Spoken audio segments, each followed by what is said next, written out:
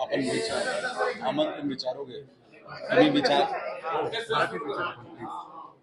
तुम्ही विचारणार ना? हो विचारणार. सर, या केसमध्ये फ्रेश अरेस्ट झाली, काय त्यांच्याबद्दल माहिती आहे? या केसमध्ये 120B criminal conspiracy, 467 forgery, 201 destruction of evidence, 213 आणि 214 obtaining gift for destruction of evidence हे कलम काल लावण्यात आलेली आहे. या 304 IPCचे जे culpable homicide not amounting to मर्डरचे केस दाखल झाला होता. यामध्ये अशा समोर आलेली आहे की 19 तारीखला 11 वाजताचे सुमारास जे ब्लड सॅम्पल जुवेनाईल एक्युज्डची ससून हॉस्पिटलला कलेक्ट करण्यात आली होती, ती चुकीने ते एक क्रिमिनल कॉन्स्पिरसीचे अंतर्गत एक दुसरा व्यक्तीचे ब्लड सॅम्पल रिप्लेस करून त्यांना फॉरेन्सिक लॅबला पाठवण्यात आली होती. सांगण्याचे उद्देश क्लॅरिफाय करण्याचे दृष्टिकोनातून जे जुवेनाईल एक्युज्ड होता, जे गाडी चालवत होता, त्यांचे ब्लड सॅम्पल ससून हॉस्पिटलचे डॉक्टरनी घेतली आणि ते डस्टबिनमध्ये फेकली. एका दुसरा व्यक्तीचे ब्लड सॅम्पल काढली, त्याचेवर डॉक्टरनी सील केला की हे जुवेनाईल आरोपीचे नाव लिहून की हे यांचे ब्लड सॅम्पल आहे आणि त्यांना फॉरेन्सिक लॅबला पाठवण्यात आली.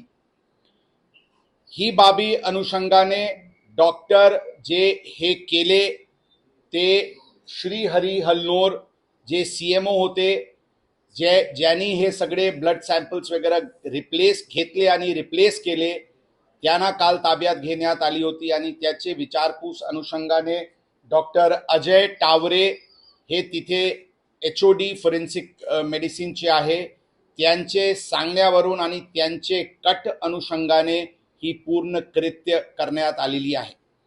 ही बाबी आम्ही आपल्याला यापूर्वी सांगितले होते की ती शंका किंवा ड्यू डिलिजन्सचे दृष्टिकोनातून रात्री एक दुसरा हॉस्पिटल औंधमध्ये जे आहे सरकारी हॉस्पिटल, तिथे जुवेनाईल आरोपीचे एक सेकंड सॅम्पल घेण्यात आली होती.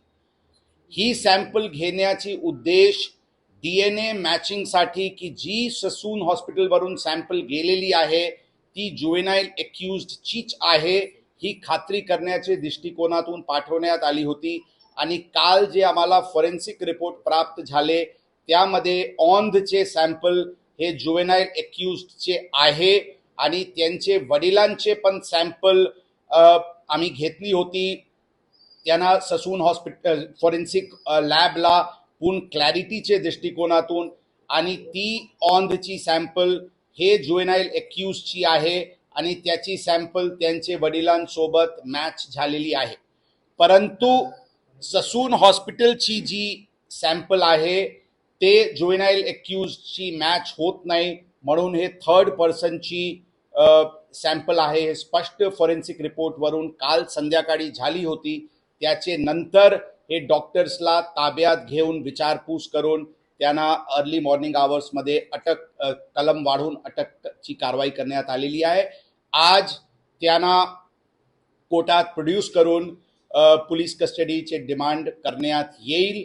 आणि यामध्ये कोणाची सॅम्पल होती जे रिप्लेस करण्यात आलेली आहे ते एव्हिडन्सच्या दृष्टिकोनातून आणि पूर्ण ससून हॉस्पिटलचे CCTV DVRs पण आज अर्ली मॉर्निंग आवर्समध्ये ताब्यात घेण्यात आलेली आहे. त्यांचे पण पूर्ण खात्री सुरू आहे.